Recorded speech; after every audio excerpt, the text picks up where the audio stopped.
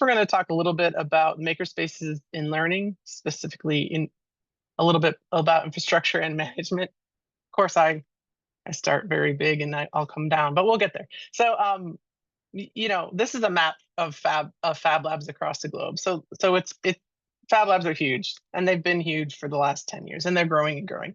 And we're bringing them into makerspaces. And there's a lot of literature about the promise of makerspaces in formal education. What can we do with students in this space? And this is why these spaces are coming to schools. There's opportunities for constructionist learning, sociocultural learning, inquiry-driven learning, which we've talked about, following their passive inquiry, project-based learning, STEM content. And you see I have the periods here in the STEM content because what I'm actually talking about are science, technology, engineering, math, other classes, of course, as well, specifically in the lab. But learning technology and differentiated learning, which we really haven't covered here in this course, but differentiated learning is really kids kind of learning at their own pace or learning at different paces that are appropriate to where they are in their learning goals. So these are things that we are really excited about seeing in makerspaces in schools. But often what we see in makerspaces schools is a little bit more realistic, where there's an empty makerspace where students aren't actively working on these collaborative group projects where they're, building their construction models and understandings and learning from each other. Sometimes we see empty rooms. A lot of times we see empty rooms. And a lot of times we see kids making keychains and cell phone cases like mad. So these are kind of things that point to we haven't quite made it to those promises of makerspaces. So what is one of the keys? One of the keys, the reason that we're doing this whole program, this Fab Educators program, is kind of this, right? We're trying to combat these things that we're seeing in makerspaces. But another thing to combat is really, how is the makerspace functioning in the school? It's in a school, it's set up in a certain way. There are rules and there are protocols available. And how does that affect how the makerspace is actually functioning? Are we meeting those goals? So you can have a functioning Fab Lab out in the community where people are coming in and learning from each other and making projects, and they're really following their own levels of inquiry and what their interests are. And you can take that same lab, that same setup, that same staffing model, and you can cut it out from the community. You can kind of plop it into a school. And unfortunately, that doesn't necessarily have the same effect. There are a lot of different considerations to think about how makerspaces operate in schools versus how makerspaces operate in the wild or in the community or even in higher education. We often see schools visiting a Fab Lab at a community-based Fab Lab, or visiting a Fab Lab at a higher school of higher ed and going, that's what we want in our school, purchase all that stuff, put it in here. But we've missed some steps, right? We've missed some things along the way, and we're going to talk a little bit about what those things are. So when you do kind of try to prepackage a Fab Lab that works pretty well for the community and pop it into a school, these promises of maker education seem to get transformed into other things that aren't really what we're after. So constructionist learning kind of turns into, you're making things, everyone's making things, and they're not making ideas. And the sociocultural learning turns back into teacher-based learning because the teacher is centered in the learning and really and they still kind of put themselves in the center. Inquiry-driven learning turns to assigned project work because, of course, in schools, everyone needs to do the same thing at the same time. And then project-based learning is, we've talked about this before in this class, is doing projects instead of an authentic PBL. STEM content learning, learning content from STEM disciplines kind of turns into STEM as its own discipline.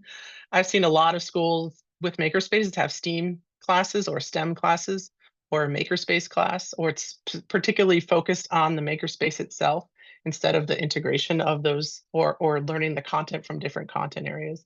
And then technology-based learning turns really pretty straightforwardly into learning to use the technology, which again, these things aren't terrible, but the promises are not quite met. And then differentiated learning, I've seen a lot of maker spaces where the learning just everyone follows this step, and then we do the next step, and then we do the next step. And oh wait, this kid hasn't copied and pasted correctly, so we're all going to wait while he learns to copy and paste before we move on to the next step. So really, the promise of digital fabrication makerspaces in school versus the reality is something that we see and is seen in not really the literature, but it's seen a little bit in the research. So I'm going to talk about a framework that we came up with, that what we call ourselves the Educational Fab Labs Global Assessment Team. And this is a team of international folks who we put together to do an assessment for a school-based fab lab in Portugal. This is a fab lab that I've been working for years with, um, and they've uh, and they invited us to assess the fab lab in 2022. And you'll notice on this picture, actually, Kristen, who's not here today, she's in this Fab Learning Academy program as a student this year. She's one of our team members. So we were invited to the fab lab, school-based fab lab in 2022, right when it opened. And we, as a team, kind of got together and developed a formula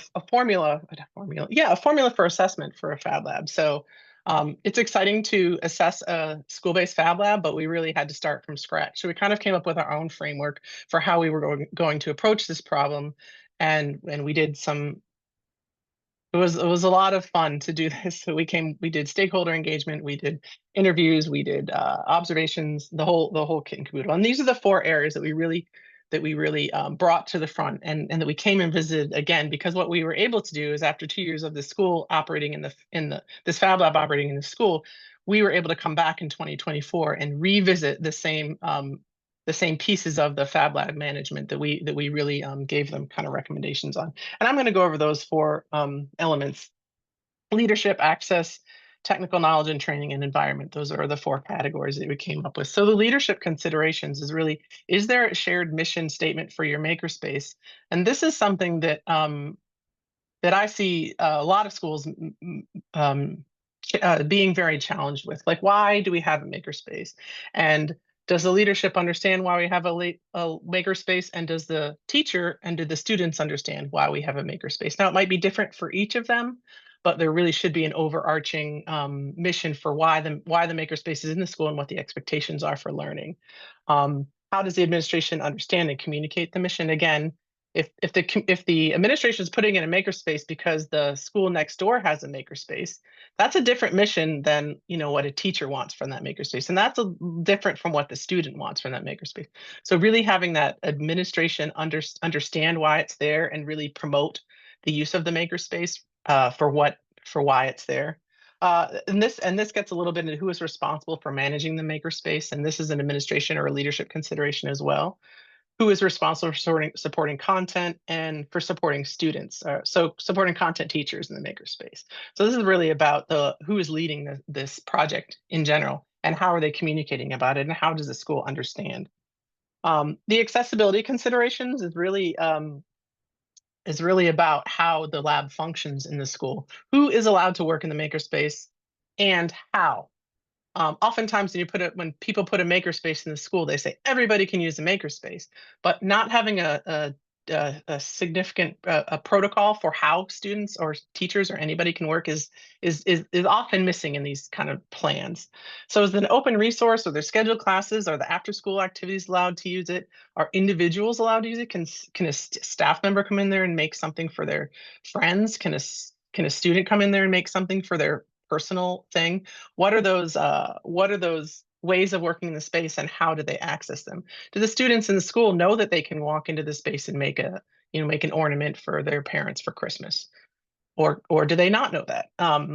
Is the makerspace available for content teachers to use with students? When and how is an especially interesting question. We'll get a little bit more into that. The physical location of the makerspace within the school is an accessibility consideration. If you have to take 10 minutes walking your class from one building to another building, and then through security, and then into the makerspace, that's 10 minutes of your class. And if you have to walk them back at the end of class, and there's 20 minutes gone. So thinking about the location of the school and who can access it, and who can access it quickly, and is it in a common area where people are walking by, or is it really out in the boonies, in where you have to take a hike to get there? And then the physical accessibility limitations, of course, can our students who are in wheelchairs access it? How do blind students interact with this space? How do we support students with different learning abilities? So those are some things that we consider, again, when kind of assessing these school-based makerspaces. And then the third bullet was technical knowledge and training, which again kind of is why we're doing this course, of course. But most schools They don't really have a plan. How are teachers trained to use the tools in space is kind of a big question for a lot of schools. Is there a school-wide training program or plan? How are we integrating this? How are we teaching teachers this? Are we teaching teachers this? Um, and it's a good question to ask the administrators at the very beginning. Of course, your plan can adapt and change and needs to be flexible, but you have to start with a plan, right? Just putting all the tools in the room is not going to magically make a makerspace. And then the students again, thinking back to that the protocol I had in the accessibility is who can use the lab and when. Do students know that they can use the lab? And if they can use the lab, how are they trained on the technology, especially if they're coming in after school or before school or during their lunch and working on stuff that they want to work on? And then again, the same question that you see on other slides, who can support the technology? Like who is that person in the makerspace that's doing that? And then thoughts about the environment, how the makerspace itself is set up is a little bit different than what you think about in like community-based makerspaces. How many students can fit in your makerspace? If your makerspace can only fit, 6 students, we need to go back to the mission of the makerspace. What is the mission? Like is the mission to support small group work in the class, or is the mission to support student learning across all subject areas? So really, how many students can fit is a pretty decent question to ask before that makerspace is installed. How are you organizing the tools and technologies? Thinking about how kids can access them. Again, the protocol of how do students use this space? Should they be able to reach those tools? Should they be able to open those drawers, or do they need to be locked? And then just the space design, which a lot of people losing the consideration of building these spaces, because you're so busy thinking about venting and thinking about your sink and thinking about your fire extinguisher or your eye wash station. Let's think about some bigger challenges, some big challenges as well, like computer design. There needs to be space for kids to get out their computers or for computers to be there. There needs to be a place where kids can sit together and group work like we talked about earlier. Assembling parts takes up a lot of space, and that space needs to be on a tabletop where there's not 3D printers on it. So is there space to assemble projects? And then I think Carlos was talking about this. Project storage is a real thing. Like he said, he's got these big boxes where people can store projects, and now he's thinking about, okay, those are too big. We need something smaller. So like again, that goes back a little bit to how are you using the makerspace? How are your students storing their projects? Um, and the same goes for material storage. I mean, it's kind of the same question. What is in reach? How are we storing it? How do our students and teachers understand the protocol for using those? And that should determine kind of where they're stored. And then of course safety considerations, which is at the bottom, but is really a pretty important thing. Like what are our rules for the students accessing the laser, or more challenging, the big CNC router? Like that's a tool with some danger to it. So like, what are those safety considerations and protocols in place? And those 4 areas, there's a lot to go in between those, but it gives you a way to think about how the space is functioning in the school. And there's 2 things that I want to go into a little bit more in depth here, and then we can move on. And the first is the kind of the accessibility problem of the makerspace. And this is based on, why is our makerspace in school? What is the mission of our makerspace? But I love continuums. So if there were continuum every week in this course, I would be super happy. So looking at the left, kind of down here, we're talking about rigid scheduling. And these are the schools that have a makerspace class in every single period in the class. First period, these kids get to take makerspace. Second period, these kids get to take makerspace. And there's really it's just a classroom. It's the coolest classroom in the school, but only if you're in that class, only if you're in one of those 6 classes throughout the day. So if you're a student in history who doesn't have time for that makerspace class, that's too bad. That's a cool classroom for other people.